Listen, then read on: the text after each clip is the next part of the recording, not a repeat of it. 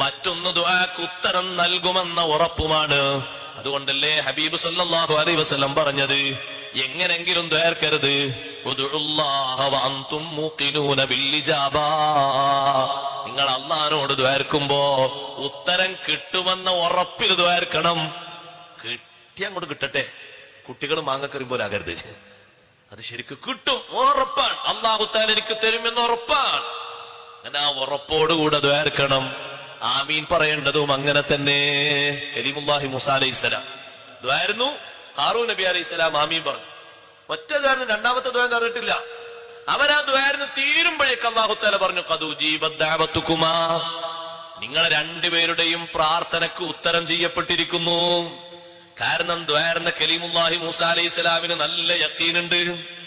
മൂസാ നബി അലൈഹിസ്സലാം എന്താണ് അല്ലാഹുവിനോട് ദ്വാർക്കുന്നത്? റബ്ബനാ ഇന്നക അതൈത ഫിർഔന വമലഅഹു സീനതൻ വഅംവാലൻ ഫിൽ ഹയാത്തിദ് ദുനിയാ. അല്ലാഹുവേ, ഫിർഔനും അവന്റെ സംഘത്തിനും ദുനിയാവിൽ ഒരുപാട് സ്വത്ത് നീ കൊടുത്തു, ഒരുപാട് പ്രൗഢിയും കൊടുത്തു. റബ്ബനാ ലിയുദില്ലു അൻ സബീലിക്, അതൊക്കെ അവർ ഉപയോഗിച്ചിട്ട് നിന്റെ മാർഗത്തിൽ നിന്ന് ജനങ്ങളെ വഴിതെറ്റിക്കാനാണ്.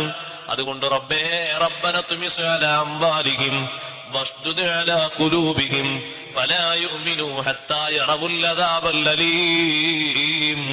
അവരെ സമ്പത്ത് നീ കോലം മറിച്ച് കളയണം, അവരെ സമ്പത്തിനെ നീ തരം മറിച്ച് കളയണം. അവരെ സമ്പത്തിന് സ്വർണമുണ്ടെങ്കിൽ അത് കല്ലാക്കി മാറ്റണം, അതേ മറ്റു പരാവസ്ഥയിലേക്ക് മാറ്റണം. അവരെ മനസ്സിനെ നീ ഒന്ന് കടുത്ത രൂപത്തിൽ തമ്മിലടിപ്പിക്കണം. ശിക്ഷ കാണും വരെ അവര് വിശ്വസിക്കൂല.